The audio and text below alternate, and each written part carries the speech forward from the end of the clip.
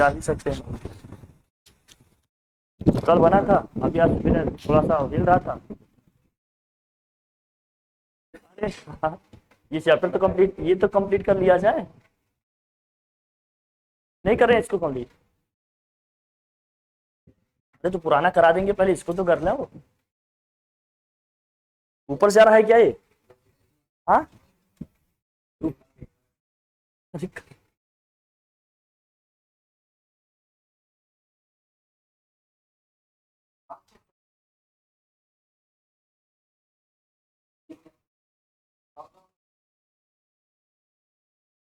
अब वही होता।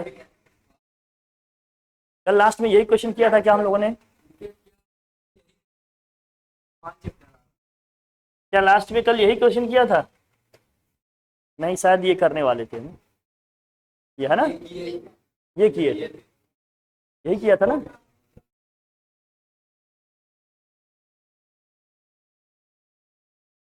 हम क्या कहें, सारी गलतियां सब बच्चे आकर ना 11th में ही करते हैं और 10th में। हाँ, रेस्ट ईयर नहीं बेटा, अब क्या कहूँ। नहीं, तुम्हें नहीं, इन जनरल कह रहा हूँ। अब जा देखिए हम, देखो दो चीजें हो सकती हैं, या तो मैं खामोशी से सिर्फ काम ही कर दूं, जितना भी जो भी सही गलत हो कुछ बोले ना, या तो ये है कि बीच बीच में डायरेक्शंस देते रहें कि क्या सही हो रहा है क्या गलत हो रहा है, तो आप उस हिसाब से काम करो। और मेरा यकीन करो, बस मैं इशारों में ही बताऊंगा कि कितना आप ठीक कर सकते हो, कितना खराब जा रहा है। बाकी करना तो आपको अपने एंड से ही रहेगा, हम तो बस बता ही सकते हैं।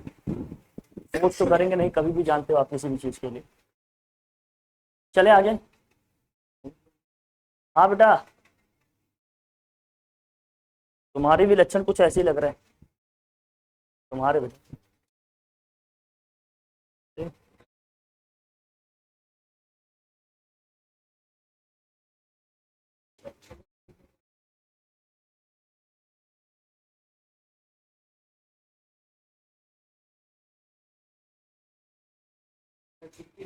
म्यू क्या होता है? जो कोफिशिएंट ऑफ फ्रिक्शन होता है। बेटा बेटा चलो आगे आओ। म्यू जो है वो कोफिशिएंट ऑफ फ्रिक्शन है। कल आप लोगों की स्कूल का लास्ट छुट्टी है, तो मैं सोच रहा हूँ लास्ट डे आप लोगों को छोड़ दे। कल कल तक छुट्टी है ना, 3 से स्कूल रीओपन हो रहे हैं ना। अच्छा, हाँ मतलब कुछ लोग हैं जिनके भी खुल रहे हैं। ठीक है। हाँ हाँ हाँ, अरे हाँ, हम इलाहाबाद में है तो कोचिंग खुली ही रहेगी। ठीक है, आ जाना बिल्कुल आ जाना आप, जो आना चाहते हैं आ जाएंगे, बाकी छुट्टी रहेगी, जिनको आना होगा आ जाएंगे। ठीक है। Properties of mu, coefficient of friction की प्रॉपर्टी देखो भैया, ये दो मटेरियल्स की क्या है, mu is defined for a pair of material.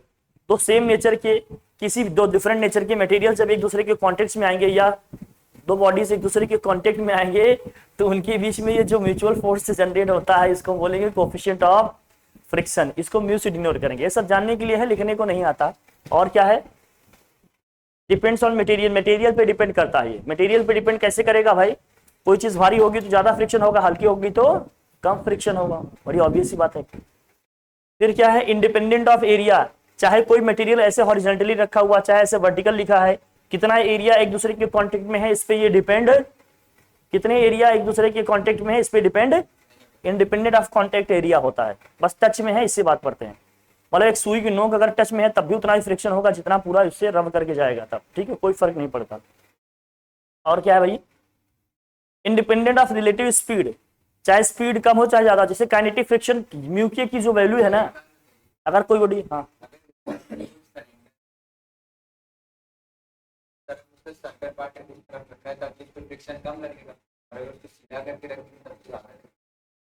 हम कह रहे हैं कांटेक्ट एरिया पे डिपेंड नहीं करेगा। हम ये कह रहे हैं कि शिफ्ट कल ही लिखा था ना, रोलिंग फ्रिक्शन स्लाइडिंग, अब समझो इस। और यह कह रहे हैं रिलेटिव स्पीड से भी इंडिपेंडेंट होगा ये, चाहे ये क्या है 5 मीटर पर सेकंड से जाए, चाहे 40 मीटर पर सेकंड से जाए, म्यू के की वैल्यू वही रहनी है, वो बदलनी नहीं है। मतलब कोफिशिएंट ऑफ काइनेटिक फ्रिक्शन कल लिखा था ना, वो वैल्यू चेंज नहीं होगी। ये समझने के लिए है, अगर आप लिखना चाहते हैं तो लिख लो, अदरवाइज मैं आगे बढ़ूँ बस। तो हम ये समझ गए ये मटेरियल्स की क्या है, जब दो मटेरियल्स एक दूसरे को कांटेक्ट में आएंगे, रिलेटिवली मूव करेंगे, तब क्या होगा, ये आएगा। और मटेरियल्स पे डिपेंड करता है, क्योंकि हैवी वेट होगा तो ज्यादा फ्रिक्शन होगा, कम वेट होगा तो क्या होगा, कम फ्रिक्शन होगा, और म्यू भी उसी तरह से आपका बदलेगा। इंडिपेंडेंट ऑफ एरिया, कितना एरिया एक दूसरे के कांटेक्ट में है इस पे ये डिपेंड नहीं करेगा। और क्या है, इंडिपेंडेंट ऑफ रिलेटिव स्पीड, कौन कितनी स्पीड से मूव कर रहा है, कि कोई रेस्ट पे है, ये इन चीजों पे भी डिपेंड नहीं करेगा। दो ऑब्जेक्ट के सरफेस के बीच में लगेगा, दैट्स इट बस। चले आगे बढ़े, बस समझने के लिए। फिर आ जाते हैं यहाँ भाई, क्या हाँ क्वेश्चन करते हैं। इसमें दिया है a block of mass 10 kg is pressed against the wall, a block of mass 10 kg is placed against a wall with F is equal to 100 Newton as shown in the figure. Find the frictional force and the acceleration of the block. Take G is equal to 10 meter per second square. Take G equal to क्या है, 10 meter per second square. अब यहाँ पर देखो क्या है, इसको इसमें क्या किया जा रहा है, प्रेस किया जा रहा है। 10 kg का एक ऑब्जेक्ट है, इसको 100 न्यूटन फोर्स इसमें क्या किया जा रहा है, प्रेस किया जा रहा है। कोफिशिएंट ऑफ स्टैटिक फ्रिक्शन कितना है, 0.5। कोफिशिएंट ऑफ काइनेटिक फ्रिक्शन कितना है, कोफिशिएंट ऑफ काइनेटिक फ्रिक्शन कितना है, 0.2 है। 100 न्यूटन फोर्स इसको क्या किया जा रहा है, प्रेस किया जा रहा है। 100 न्यूटन की फोर्स इसको क्या किया जा रहा है, प्रेस किया जा रहा है। तो बताना क्या है आपको, इसमें बताना क्या है, फ्रिक्शनल फोर्स बताना है, ऑक्सीलेशन बताना है। तो फ्रिक्शनल फोर्स कैसे निकलता है भैया, फ्रिक्शनल फोर्स कैसे निकलता है, फ्रिक्शनल इसका जो नॉर्मल रिएक्शन होगा वो किधर होगा, अगर दीवार को इसको ऐसे प्रेस किया जा रहा है, इस साइड कितना फोर्स लग रहा है, 100 न्यूटन का। कितना लग रहा है भाई, 100 न्यूटन का फोर्स लग रहा है। अच्छा ये अलग से बना हुआ है, ये ऑब्जेक्ट है हमारा, इसके इधर कितना फोर्स लग रहा है, 100 न्यूटन का।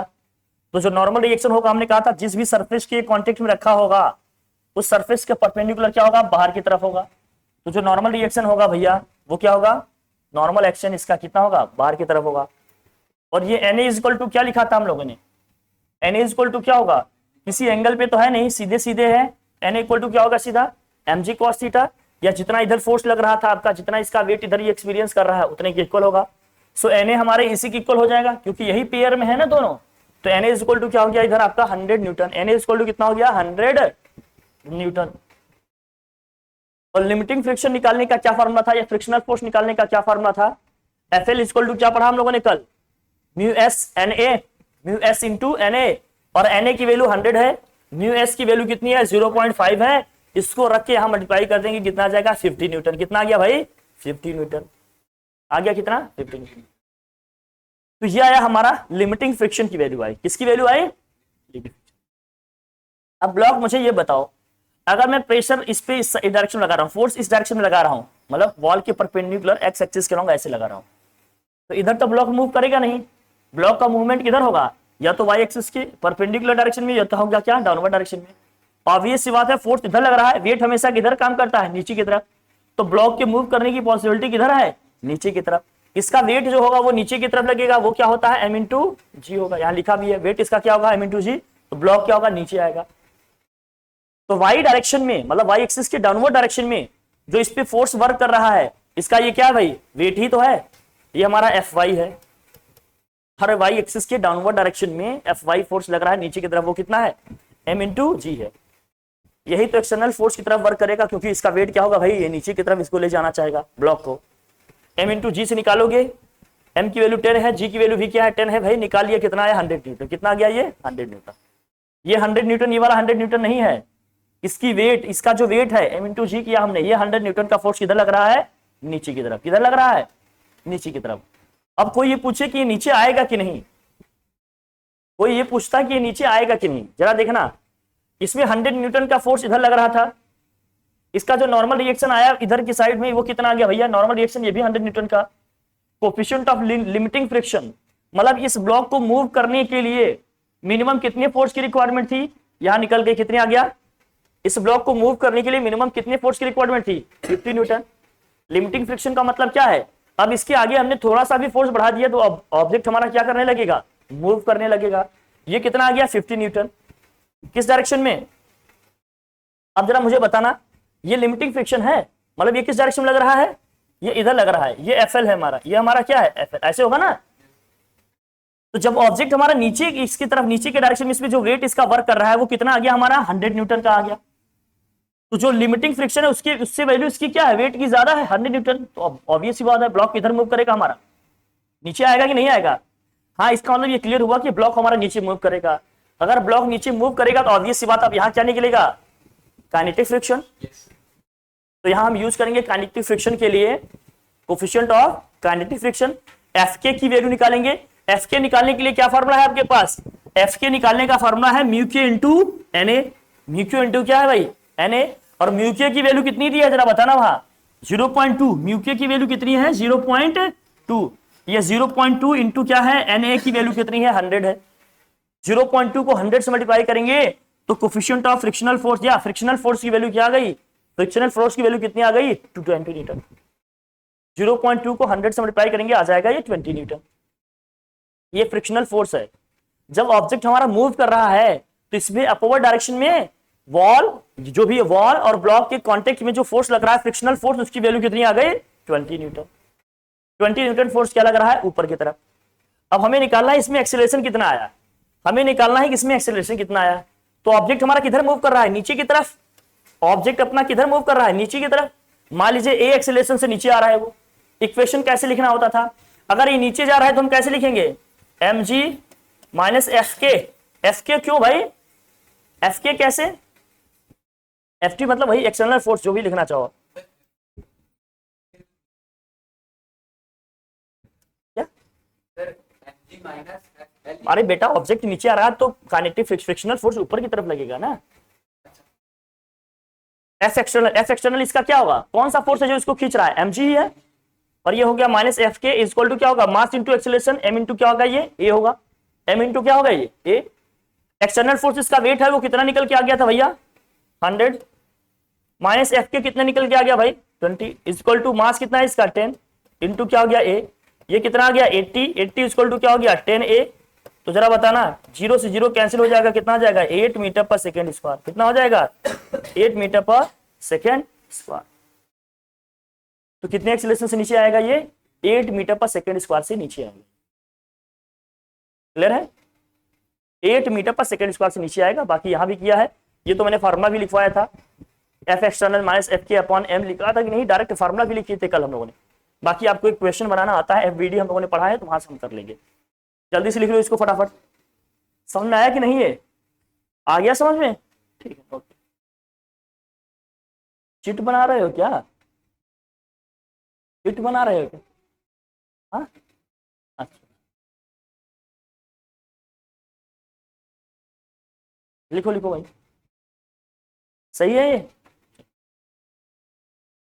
आगे बढ़े, थोड़ा जल्दी करिए भाई, जल्दी करिए। हाँ नोट किए, तुम भी बेटा लफाजी में बहुत हो। हाँ मैं बताऊंगा मैं कब रुक गया हूँ कि आप देखकर समझ जाते हैं। गजब गजब लड़के हैं यार, 11th मतलब आप लोगों ने मजाक बना लिया। घबराओ नहीं, 1.5 साल में समझ में आ जाएगा। फिर बाद में रियलाइज होता है कि यार हम रेस में कितने पीछे हो गए। 1-1.5 साल के अंदर समझ में आ जाएगा, फिर समझ में आता है कि रेस में हम कितने पीछे हो गए।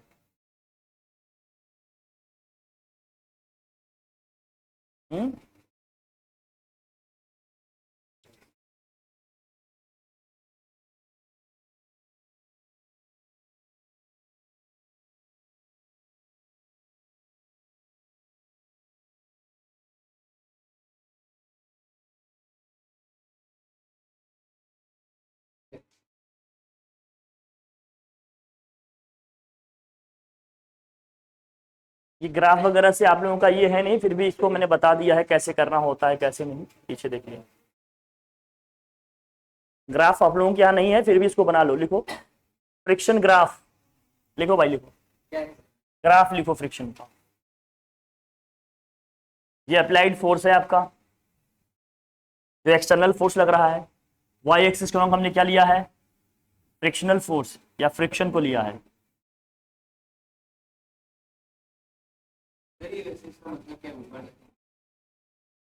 ये वाला फ्रिक्शन सबसे ज्यादा, हाँ बेटा हाँ, ये ट्रांजिशन पीरियड है जब लिमिटिंग फ्रिक्शन की बात करें, जब बॉडी हमारा जस्ट अबाउट टू मूव है, जब मूव करने वाली है।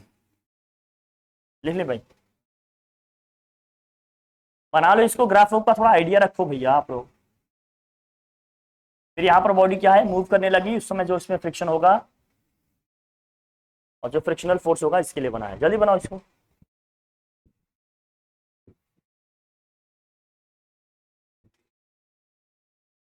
बेटा ये सर्कल का क्वार्टर वाला पार्ट है, ये मत समझना कि ऐसे बना हुआ है। एक सर्कल के 4 क्वार्टर होंगे ना, वो एक क्वार्टर बना हुआ, ये मत समझना कि ऐसे घुमा के कर दिए।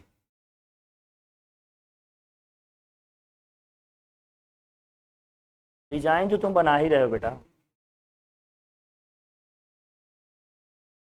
अब यहां से देखो, आपको समझ में आ जाएगा स्टैटिक फ्रिक्शन लिमिटिंग फ्रिक्शन की वैल्यू ज्यादा है कि नहीं, किससे, काइनेटिक फ्रिक्शन से ज्यादा है कि नहीं है। ग्राफ से भी क्लियर दिख रहा है आपको। बना बेटा बना।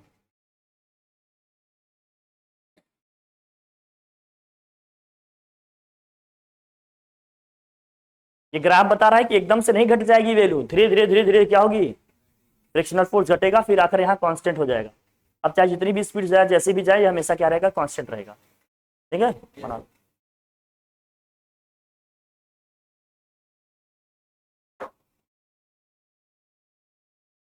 ये स्टैटिक फ्रिक्शन है, बना लिया।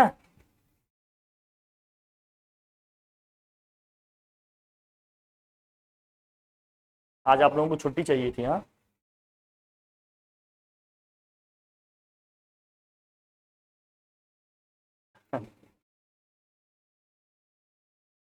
सबकी छुट्टी है, एक दो लोग, हाँ। अच्छा यार, तो मुझे दशहरे का पता था ना, कल तो अभी अष्टमी ही थी, कल अभी अष्टमी थी ना, तो मैं सोचा आज नवमी है, कल होगा दशहरा। हाँ तो वही, तो मैं उस हिसाब से प्लानिंग किया था, कोई बात नहीं, बन गया। अब ये क्वेश्चन इंपॉर्टेंट है, इसको नोट करिए, थोड़ा करते हैं भाई अच्छे से। नोट करिए क्वेश्चन, देखिए इसमें क्या दिया है। A block of mass 2 kg is placed on a fixed inclined plane as shown in the figure. The angle of inclination of the plane is 30 degree. Find the minimum value of f so that the block does not move. Minimum value निकालो f की जिससे ये block move नहीं करे। Minimum value निकालो block की जिससे ये मूव नहीं करे।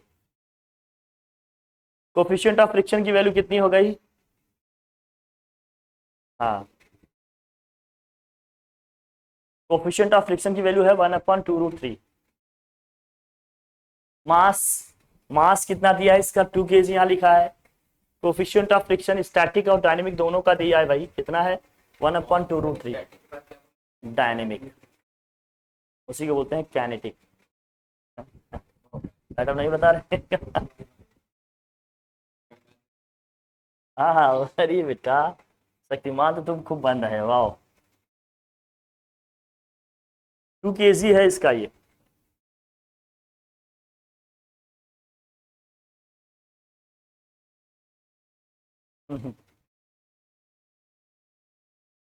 अब इसकी देखिए कंपोनेंट्स में इसको ब्रेक कर रहे हैं भैया, समझना जरा। अब ये ब्लॉक है,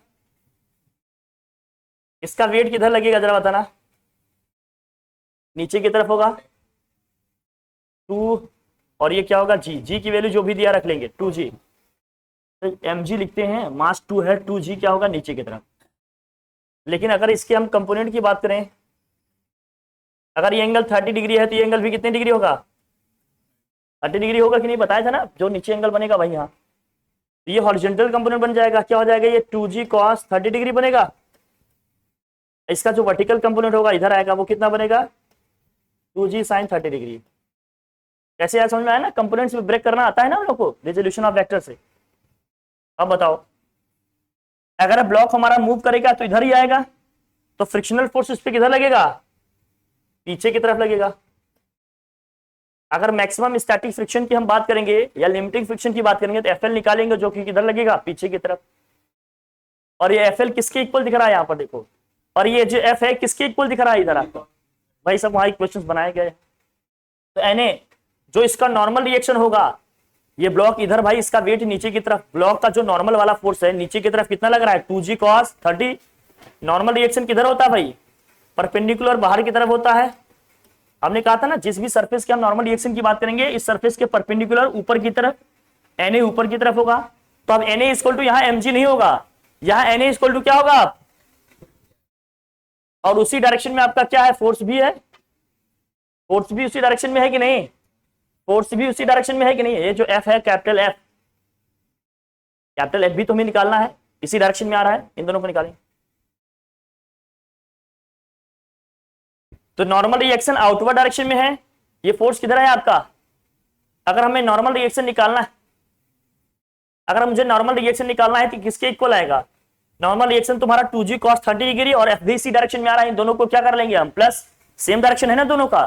तो Na इक्वल टू यहाँ क्या लिखेंगे, Na इक्वल टू होगा 2g cos 30 degree plus F। क्या ये देखना बेटा, यही समझना है तुम्हें। ये जो Na है ये बाहर की तरफ है, जो फोर्स F लग रहा है अंदर की तरफ है, और जो 2g हमारा cos 30 डिग्री है वो भी अंदर की तरफ है। हमने कहा था जिनके डायरेक्शन सेम होंगे उनको हम ऐड करेंगे, किनके डायरेक्शन सेम है भाई, ये 2g cos 30 डिग्री और F का डायरेक्शन सेम है ना, Na क्या है, तो ये F और 2g cos 30 ऐड हो जाएगा, Na के बराबर आएगा। बराबर क्यों लिख रहे हैं, क्योंकि ब्लॉक के अंदर आ जाएगा, क्या इक्विलिब्रियम में रहेगा ना तो सरफेस से बाहर जाएगा ना तो सरफेस के अंदर आएगा। तो Na इक्वल टू सीधे क्या होगा हमारा 2g cos 30 डिग्री प्लस क्या हो जाएगा F। तो यहां से सीधे लिखा गया क्या हमारा Na equal to 2g cos 30 degree plus F।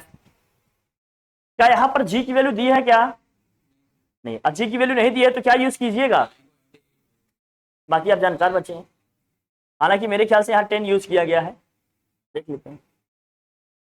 और FL इक्वल टू क्या होता है, म्यू एस इंटू Na होता है बच्चा, mu S into Na, mu S की वैल्यू दिया है, कोफिशिएंट ऑफ फ्रिक्शन कितना दिया है 1/2√3, और Na की जो वैल्यू है 2g cos 30 degree plus F है, g की वैल्यू यहाँ 10 लिया है तभी तो 2 इंटू 10 कितना हो गया 20 cos 30 डिग्री प्लस क्या हो गया F, हमें F निकालना है अभी देखेंगे, 2√3 20 cos 30 डिग्री प्लस क्या हो गया हमारा F, कोई दिक्कत वाली बात नहीं, डन।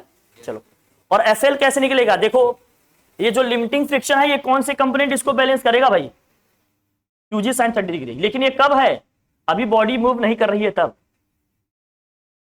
तभी तो ये दोनों इक्विलिब्रियम में होंगे, मतलब ये वाला कंपोनेंट इस कंपोनेंट इक्वल होगा, अभी बॉडी मूव नहीं करेगी, जैसे ये थोड़ा सा ज्यादा होगा तो क्या होगा, ट्राई करना स्टार्ट। हाँ हाँ, तो बेटा उसको एफएल निकालने का हमारा फार्मूला था ना direct mu S into Na, यहां मैं बता रहा हूं कि जो एफएल है, एफएल को और दूसरा कंपोनेंट कौन सा बैलेंस कर रहा है, एफएल को कौन सा कंपोनेंट बैलेंस कर रहा है, अरे 2g sin 30 डिग्री है, अभी तो दोनों को इक्वेट करके एफ निकाल लेंगे। तो एफएल इक्वल टू क्या हो गया 2g sin 30 डिग्री, ये कितना आ रहा है 10 न्यूटन। अब ये 10 न्यूटन कितने के इक्वल होगा, इस पूरे के इक्वल होगा, क्योंकि एफएल की ही तो वैल्यू है, दोनों को इक्वेट कर देंगे, इक्वेट करेंगे तो क्या हमारा एफ की वैल्यू आ जाएगी, क्या आ जाएगी, ऐसा अलग से लिख के मैं करा दूं क्या, या समझ रहे हैं आप, बोलिए। हाँ हम कर दें जब, हाँ नहीं तरीके तो यही लगेंगे क्योंकि इसमें तो यही लगना है ना, ये बना तो हुआ यहाँ पे देखो ना सब पूरा,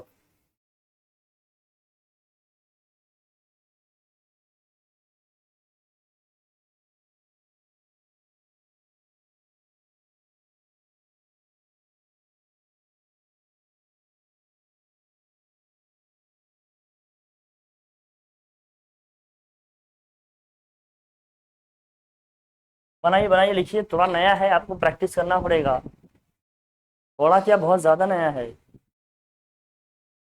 बहुत कुछ प्रैक्टिस करना पड़ेगा इसमें। मुझे आशा है कि आप लोगों ने बहुत कम प्रैक्टिस की होगी इस पे, या शायद देखे भी है कि नहीं अभी इसको सही से, कोई जल्दी जल्दी, हाँ देखें ये, अच्छा वो वाला तो किया, हाँ आशा में क्या कहा, आशा को निराशा में नहीं बदलेगा, मतलब नहीं देखा। बेटा हाँ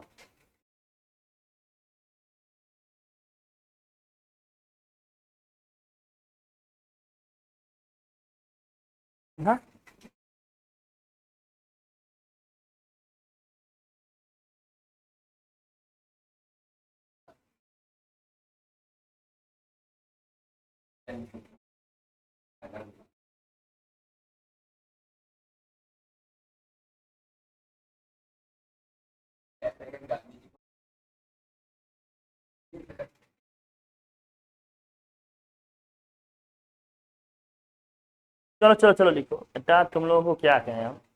अरे भाई का बर्थडे है क्या? भाई का बर्थडे, गांधी जी का बर्थडे है 2 अक्टूबर। हाँ भाई, आजकल एआई का दौर है तो जानते हो सब। लिखा इसको, लिख लिया। लिख लिया कि नहीं? लड़के ऐसे बोलते, भाई का बर्थडे है, भाई का बर्थडे। हाँ चल भाई, चल चल देखा। हाँ भाई, गांधी जी के बारे में कभी तुम लोग पढ़ो तो जानकारी मिले। वैसे तो भाई का बर्थडे करते रहो। किया हाँ।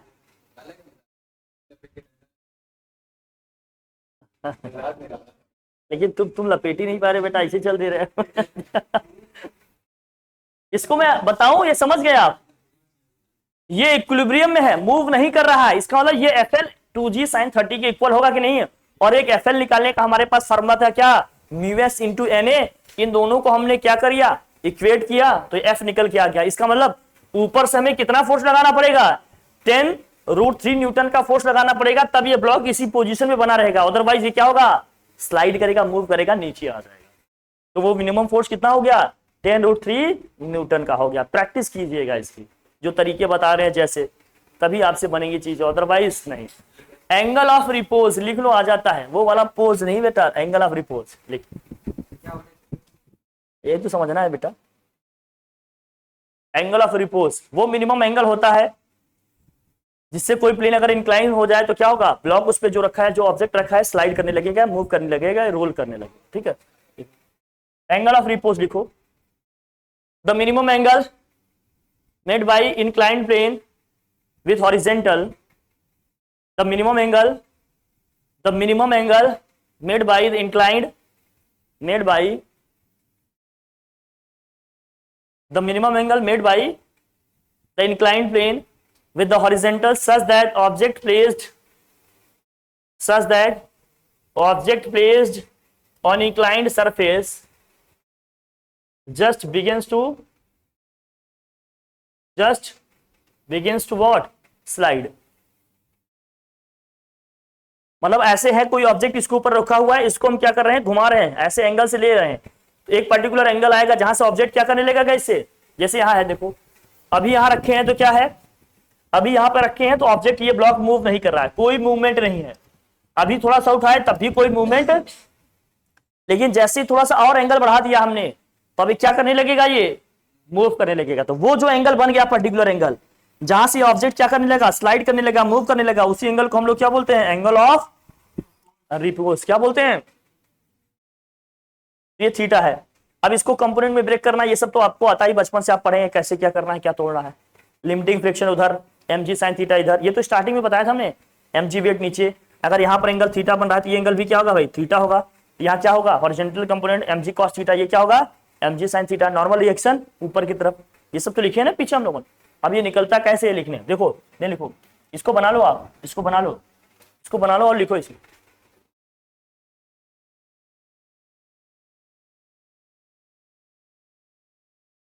जल्दी करो जल्दी करो जल्दी करो जल्दी करो, आगे पढ़ना है भाई, बहुत टाइम है अभी इसको पढ़ने में। तो इसमें एग्जाम आ जाएगा तो कुछ लोग एकदम मुंह देखने लगे, अरे नहीं कराए। When angle of inclination is equal to angle of repose, then block just begins to slide। तो ब्लॉक क्या करेगा, हमारा स्लाइड करना स्टार्ट कर देगा। और एफ एल देखो किसके इक्वल आएगा, mg sin थीटा के। देखो जो लिमिटिंग फ्रिक्शन है, इसके अपोजिट कौन सा पेयर में फोर्स लग रहा है भाई, mg sin थीटा। तो एफ एल इक्वल टू लिखोगे mg sin थीटा, और mu S N A equal to क्या है, मतलब एफ एल का मतलब क्या है, म्यू एस एन ए होता है ना, फॉर्मूला पढ़ा है ना हमने, एफ एल इक्वल टू क्या होता है, म्यू एस एन ए। तो mu S N A equal to क्या हो गया, एम जी साइन थीटा। और यहां पर देखो जो एन ए है हमारा किसके इक्वल होगा, एन ए किसके साथ पेयरिंग कर रहा है भैया, एम जी कॉस थीटा। तो एन ए इक्वल टू क्या होता है, M G cos theta equal to क्या हो गया, M G sine theta. M G से एम जी कैंसिल हो जाएगा, कॉस थीटा से हमने एलएचएस और आरएचएस दोनों को डिवाइड कर दिया, तो यहाँ कैंसिल हो जाएगा, यहाँ sine theta upon cos theta क्या हो जाएगा, tan थीटा। तो म्यू एस इक्वल टू क्या आ जाएगा, tan थीटा, या थीटा इक्वल टू क्या आ जाएगा, tan इनवर्स म्यू। तो जो कोफिशिएंट ऑफ फ्रिक्शन है और एंगल ऑफ रिपोज है उन दोनों में ये रिलेशन होता है। tan थीटा इक्वल टू क्या होता है, mu. Angle of repose equal to क्या होता है, कोफिशिएंट ऑफ फ्रिक्शन के, लेकिन एंगल ऑफ रिपोज को tan लेंगे तब। हाँ बेटा लिख लो, 5 चीजें आ रही हैं, सब जानते रहो आप, कुछ भी आ सकता है आपके यहाँ, कुछ भी आपको समझना चाहिए ही चाहिए, क्योंकि क्वेश्चन आपको करने हैं। तो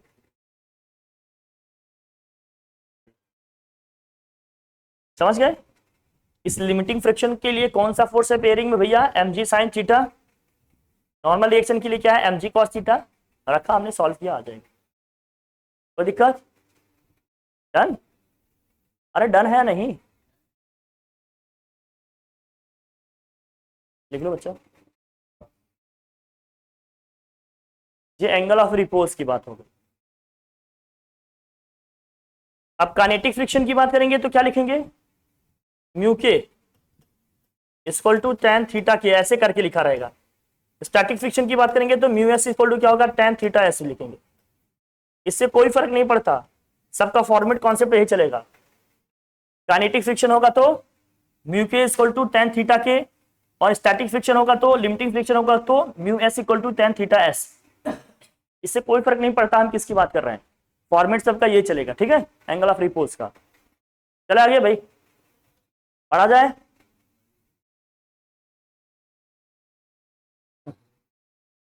इस टाइप के क्वेश्चन हम लोगों ने किया था, लेकिन फिर भी प्रैक्टिस करेंगे। लिखिए जरा, और लिखो भाई, चलो। फॉर द गिवन अरेंजमेंट, बढ़िया क्वेश्चन है। For the given arrangement find the minimum value of mass m1, लिखो। For the given arrangement find the minimum value of mass m1 for which the system remains in equilibrium. System remains in what? Equilibrium. Assume pulley and string to be massless. ये जो pulley लगी है उसमें और ये जो string है, इनको हम क्या मानकर चल रहे हैं, ये मासलेस हैं, इनका कुछ खास मास नहीं है। चलो भाई,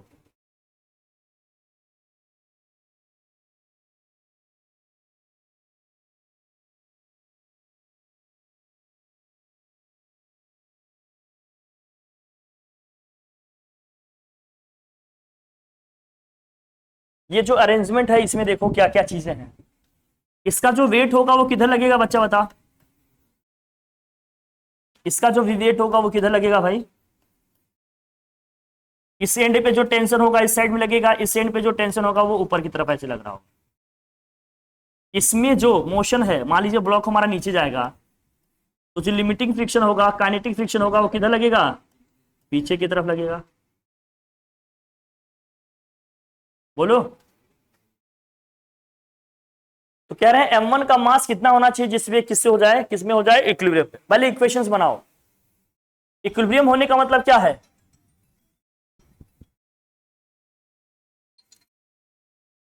इक्विलिब्रियम होने का मतलब क्या है, ये मूव नहीं करेगा, स्टेशनरी स्टेट में होगा। अगर स्टेशनरी स्टेट में है तो एक्सीलरेशन ए इक्वल टू क्या आएगा, 0 आएगा। लेकिन लिखते हैं इसका जो नॉर्मल रिएक्शन होगा वो Na ऊपर की तरफ होगा भाई। नॉर्मल रिएक्शन Na क्या होगा, वो किसके इक्वल होगा, m इंटू जी के। n इंटू क्या होगा, जी के। टेंशन इधर साइड लगेगा वो एफएल के बराबर है। हाँ, कौन सा टेंशन बच्चा, हाँ टेंशन ये लिखो। हाँ ये फिक्स, लिमिटिंग फ्रिक्शन में अगर लिखना चाहे तो एस एफ एल लिख देते हैं। चलो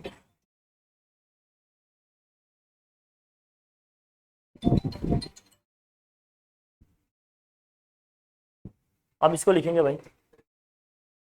हाँ हाँ तो फिर टेंशन की वैल्यू क्या होगी? अगर ये जो लॉग है ये सारी टेबल आ गया तो टेंशन का बेटा उससे कोई लेना देना ही नहीं है कि कौन किसके टच में है। टेंशन का मतलब बस मैंने क्या बताया था, टाइट एंड के अपोजिट डायरेक्शन में लगेगा। ये वाला टाइट एंड के इधर लगेगा, ये टाइट एंड है इसके इधर लगेगा। जैसे यहाँ टेंशन एम टू जी के बराबर है, हाँ लेकिन अगर वो ब्लॉक कांटेक्ट में आ जाएगा तो फिर फ्रिक्शनल फोर्स लगेगी, तो कोई इफेक्ट नहीं पड़ेगा। सही से टी प्लस एफ नहीं नहीं नहीं, ऐसा क्यों? देखो यहाँ लिखा है सब कुछ एकदम प्रैक्टिकल तरीके से, और इक्वेशन भी लिखे थे इसके, अगर पीछे तुम लोगों को याद हो कुछ तो। M1 की अगर मैं देखो भैया, M1 की अगर हम बात करेंगे तो वेट नीचे की तरफ, नॉर्मल रिएक्शन ऊपर की तरफ, लिमिटिंग फ्रिक्शन पीछे की तरफ, टेंशन क्या है आगे की तरफ। अगर इक्विलिब्रियम में है तो इक्वेशन क्या बनेगा, ध्यान से देखना पहले। कोफिशिएंट ऑफ फ्रिक्शन अगर म्यू है, कोफिशिएंट ऑफ फ्रिक्शन अगर म्यू है तो FL इक्वल टू क्या होता है, म्यू इंटू Na होता है। FL इक्वल टू क्या होता है, अरे म्यू इंटू क्या होता है Na, और Na की वैल्यू यहाँ क्या है M1 इंटू जी के इक्वल है, तो म्यू M1 इंटू क्या हो गया जी। तो जो टेंशन है वो FL, क्योंकि यही दोनों फोर्स पेयर में है ना तो दोनों इक्वल ही होंगे, ये क्या होगा म्यू M1 इंटू क्या हो गया जी आ गया, ये FL की वैल्यू। अब जरा बताना, अगर मैं M2 के लिए लिखूंगा तो इसका वेट नीचे की तरफ है, टेंशन क्या है, तो T इक्वल टू क्या होगा, यही तो पेयर में बन रहे हैं, T इक्वल टू क्या बनेगा M2G, T इक्वल टू क्या बनेगा। अब इन दोनों इक्वेशंस में जरा मुझे देखना, ये भी T का इक्वेशन है, ये भी T का इक्वेशन है।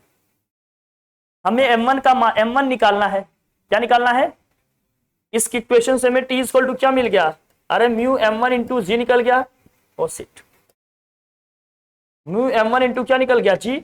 इस इक्वेशन से T इक्वल टू निकल गया क्या आ गया भाई M2 इंटू जी। हमें M1 की वैल्यू चाहिए, हमने क्या किया, इसको इससे डिवाइड कर लिया, इसको इससे क्या कर दिया, या किसी को भी डिवाइड कर लिया, यहाँ T की वैल्यू उठाकर यहाँ रख दिया हमने, ये वाली T की वैल्यू उठाकर हमने यहाँ रख दी। जैसे ही T की वैल्यू वहां उठाकर रखेंगे तो क्या हो जाएगा M2G इज इक्वल टू क्या हो गया भाई म्यू M1 इंटू क्या हो गया जी। क्या G से G दोनों साइड कट जाएगा, हाँ कट जाएगा।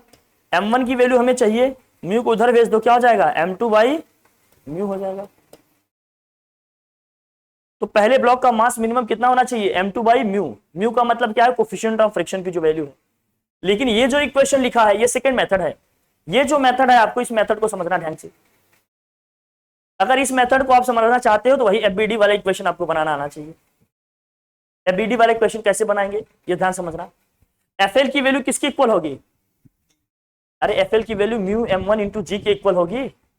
अरे FL इक्वल टू क्या होता है, म्यू इंटू क्या होता है Na होता है, और Na क्या है भाई यहाँ पर, यहाँ N1 क्या है, ये M1G होगा ना, ये नॉर्मल जो है पहले ब्लॉक का वो क्या होगा M1 इंटू क्या होगा जी होगा। तो FL इक्वल टू क्या होता है म्यू इंटू Na, तो यहाँ क्या हो जाएगा म्यू M1 इंटू क्या हो जाएगा जी। FL इक्वल टू क्या होगा म्यू M1 इंटू क्या हो जाएगा जी हो जाएगा। फिर इसमें कह रहे हैं भाई जरा रखना, अगर मैं एक्सीलरेशन के लिए इक्वेशन लिखना चाहूं तो एक्सीलरेशन के लिए फॉर्मूला आपको पता है क्या होता है, formula F external minus F के। अगर भाई स्टैटिक फ्रिक्शन है तो बॉडी अगर मूव नहीं कर रही है, हमारी इक्विलिब्रियम में है तो क्या हो यहाँ FL, अगर मूव कर रही होती है तो यहाँ क्या लिखते हैं एफ के, यहाँ F external minus FL upon क्या होगा M1 प्लस M2, दोनों के मास यहाँ क्या करेंगे प्लस करके लिखेंगे, M1 प्लस क्या हो गया M2, तो ये M2G F एक्सटर्नल क्या होगा, एक्सटर्नल फोर्स कौन सा लग रहा है, अरे इस पे जो टेंशन है वही तो, और ये टेंशन किसके बराबर है M इंटू जी के, तो इसको हमने लिख दिया M इंटू जी माइनस क्या है FL की वैल्यू ये है नीचे M1 प्लस M2। इक्विलिब्रियम में है तो एक्सीलरेशन A इक्वल टू क्या आएगा 0, ये पूरा इक्वल टू हमने 0 कर दिया तो यहाँ रिलेशन निकल के आ गया हमारा ये। अब ये कुछ समझ में नहीं आया होगा, मैं अपने तरीके से बताता हूँ आपको, तब तो दो ये मेथड समझ में आ रहा है ना, सेकंड मेथड बड़ा आसान है, इक्वल कर दिए सीधे आ गया आंसर, अरे इक्वल कर दिए सीधे आंसर आ गया। हाँ हाँ वो भी बता ही दे रहे हैं, देख लो आप लोग, बाकी समझदार तो आप बचपन से। दो दो मेथड से दिया है, जहां जो पॉसिबल है वो किया जाएगा, बाकी एक मेथड भी इसमें सब जान ले, यही बड़ी बात होती है, पहले तो दिमाग में ही सेट हो जाइए, बहुत नया है ना ये, और बुक में ज्यादा डिटेल में इसके बारे में कुछ खास लिखा भी नहीं है, तो समझना करना इसको थोड़ा क्या हो जाता है, लेकिन हर मुमकिन तरीका बताया जाएगा, हर मुमकिन तरीका बताया जाएगा।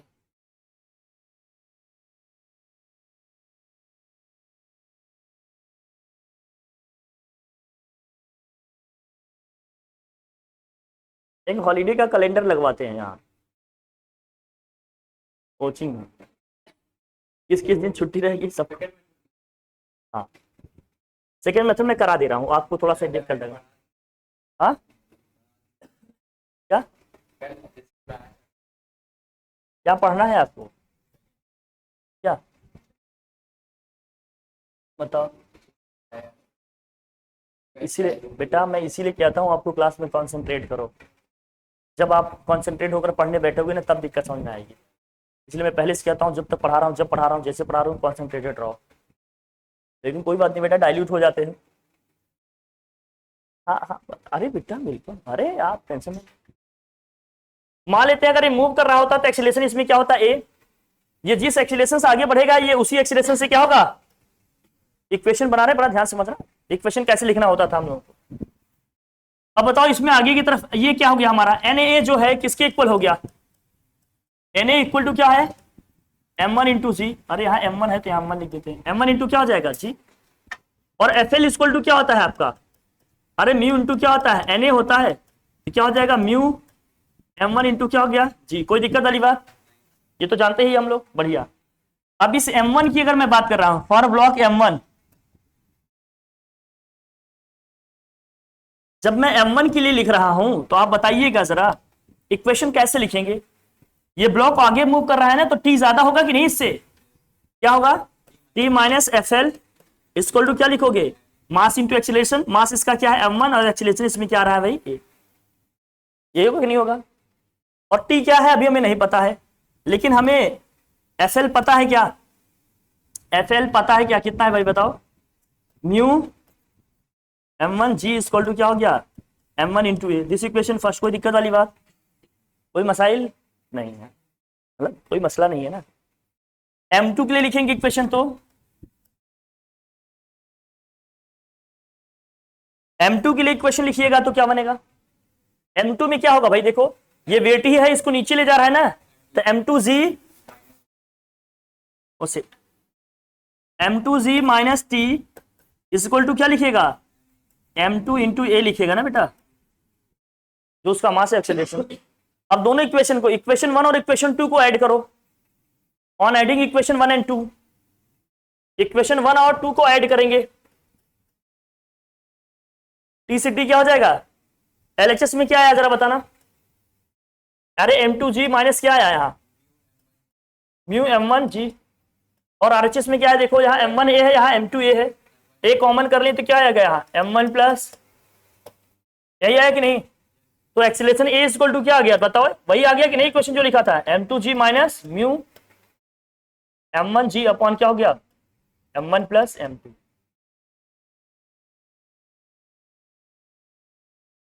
जरा देखें,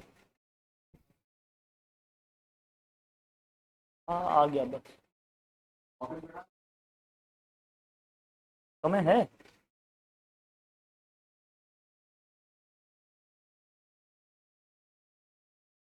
ये आ जाएगा, अब बताइए जरा।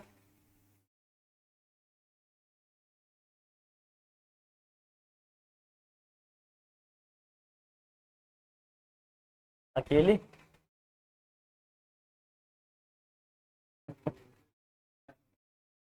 कुछ लोगों को मेरे साथ होना चाहिए था क्या,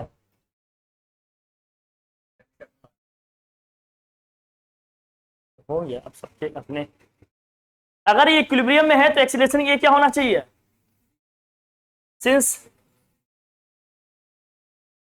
ब्लॉक या जो भी बॉडी है इज एट इक्विलिब्रियम, इक्विलिब्रियम होने का मतलब जितने भी फोर्सेस लग रहे हैं सब एक दूसरे को क्या करेंगे, न्यूट्रलाइज करेंगे, बैलेंस करेंगे। तो एक्सीलरेशन ए इक्वल टू क्या आ जाएगा जीरो, मतलब ये मूव ही नहीं करेगा। जब acceleration A equal to zero करोगे दिस आर इक्वल टू हमें क्या लिखना पड़ेगा जीरो, मतलब यहां हो जाएगा m2g minus mu m1g upon क्या हो जाएगा m1 plus m2 equal to में क्या हो जाएगा जीरो। अब अगर हम क्रॉस मल्टीप्लाई करें यहां से तो क्या आएगा बताओ भाई, अगर क्रॉस मल्टीप्लाई करूं तो क्या आ जाएगा m2g minus mu m1g equal to क्या आ जाएगा जीरो। जी सब में कॉमन है, कैंसिल कर लो, तो m2 इक्वल टू क्या हो जाएगा म्यू इंटू क्या हो गया m1, हमें m1 की वैल्यू चाहिए थी M1 इक्वल टू क्या आ जाएगा, M2 by mu.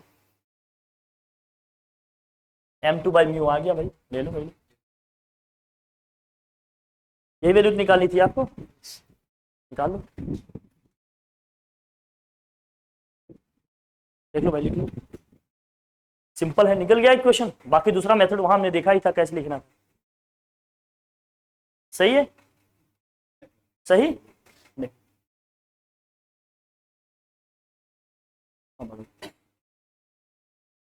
A BD वाला इक्वेशन अगर हम लोगों ने लिखना सीख लिया है तो ये करना अपने क्या हो जाएगा, इजी।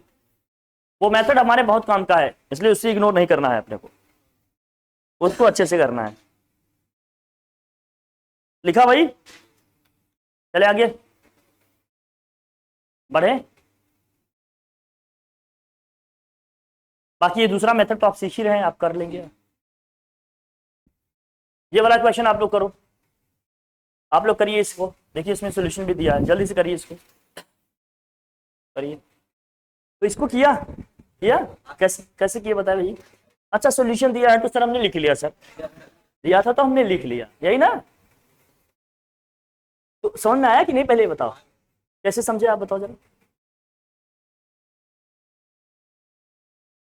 तो एक्सीलरेशन निकालने का फार्मूला वही है हमारा, a equal to F external minus F upon क्या है 3m। F external, external force क्या लगेगा इसमें भाई बताओ।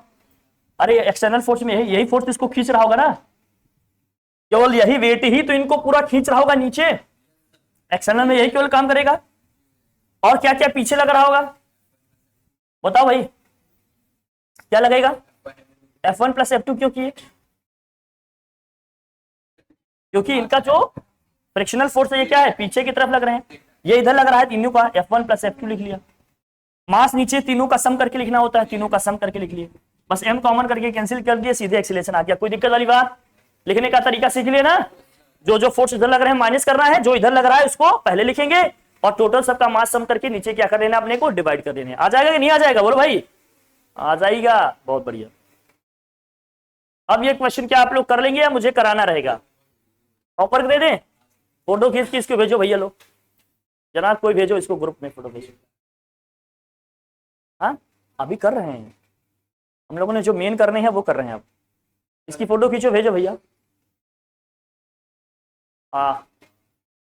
जाना है, आखिर तुम्हें जाना है, जरा देर लगेगी।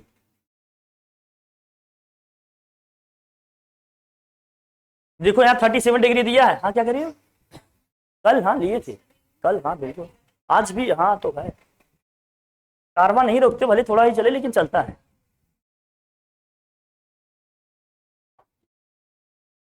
कहाँ देखे, कहाँ देखे, कहाँ जाने कैसे तुम, व्हाट्सएप पे कैसे जानेंगे। मैं स्टेटस ना देखता हूँ ना लगाता हूँ अपना, मतलब लगाता हूँ जब कोई कोचिंग का काम रहता है तब। तुम ही देखो स्टेटस, अपना स्टेटस बनाओ, बट पागल नहीं तो। चले यहाँ, role of friction on walking. देख भाई, थक गए हो क्या, जाना है क्या, थक गए हैं या जाना है तो बता दीजिए। बोलेंगे नहीं, घूरते रहेंगे सब लोग मुझे। थक गए हैं या जाना है, देख लो तो जानी, यही होता है।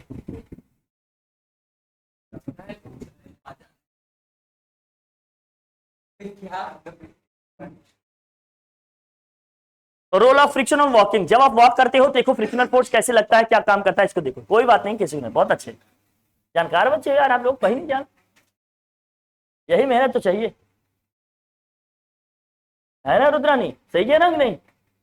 देखो बढ़िया भी समझती, लेकिन तुम्हारे बीके चड्ढा से मिलना बहुत जरूरी है। देख बच्चे यहाँ, जो पैर है आपका, किसका है पता नहीं, देखो जिसका भी है, देखो यहाँ देखो, हम प्रेशर नीचे की तरफ लगाते हैं, और ऑब्वियस बात है पैर से हम अपनी अर्थ को या सरफेस को पीछे की तरफ धकेलते हैं ना, तो फ्रिक्शन किधर लगेगा। ये मत समझना कि सर हम तो आगे बढ़ रहे हैं फ्रिक्शनल फोर्स भी आगे लग रहा है, नहीं, जो रिलेटिव मोशन हो रहा है हमारा, पैर तो मिट्टी को या जो भी सरफेस उसको पीछे की तरफ धकेलेगा ना, तो फ्रिक्शनल फोर्स किधर लगेगा, सारी बात। अब जरा देखना नॉर्मल रिएक्शन क्या होगा भाई, भाई जहां पर भी हमारा पैर पड़ रहा है उस पर परपेंडिकुलर क्या होगा, ऊपर की तरफ। ये हमारा क्या है, जो हमारा लग रहा है फोर्स जो हम नीचे की तरफ ऐसे डाल रहे हैं, ये आर हमारा क्या है, कांटेक्ट फोर्स है जिससे हम इसको नीचे की तरफ पुश कर रहे हैं। हाँ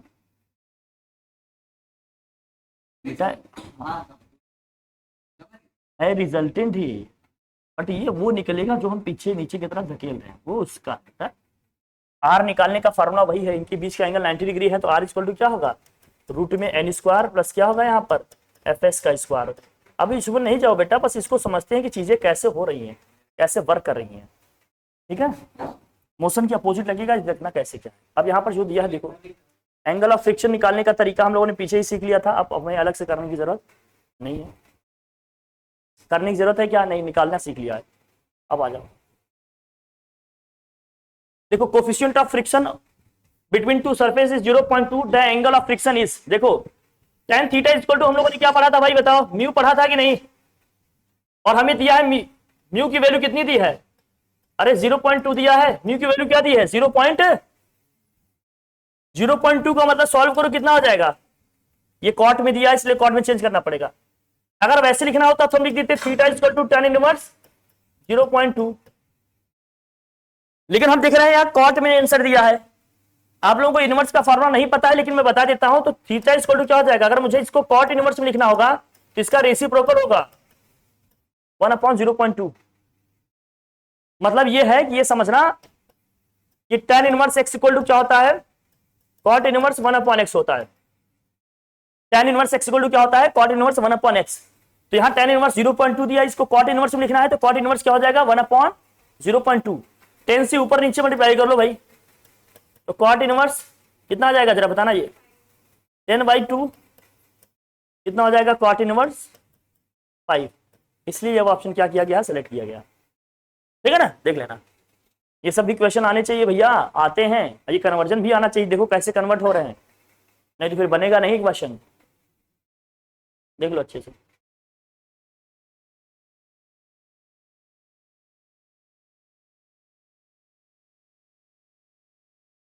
हाँ, लिखो,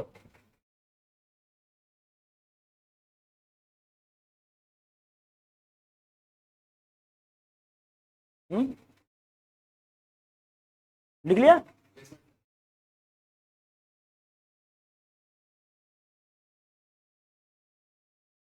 ध्यान रखना, अगर आपका पैर ऐसे पड़ रहा है तो हम मिट्टी को या सरफेस को पीछे की तरफ धकेलेंगे, फ्रिक्शनल फोर्स किधर लगेगा, और इसी फ्रिक्शन की वजह से ही हम सरफेस पर चल पा रहे हैं, अदरवाइज प्रैक्टिकली पॉसिबल नहीं होगा, क्योंकि ये फोर्सेस हमेशा पेयर में होते हैं ना।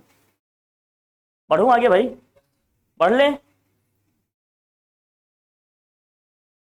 ब्लॉक ऑन ब्लॉक, ब्लॉक के ऊपर ब्लॉक है, ये समझना बहुत जरूरी है। अगर मोबाइल मतलब मेमोरी डिस्चार्ज हो रही हो तो मैं अभी थोड़ा रोकूं, नहीं तो इसको करना तो है ही, हो तो रही है सर, एक क्लास के लिए और बचा है, इसको मैं करा दूंगा नेक्स्ट क्लास में, ठीक है। चल, थैंक यू सो मच।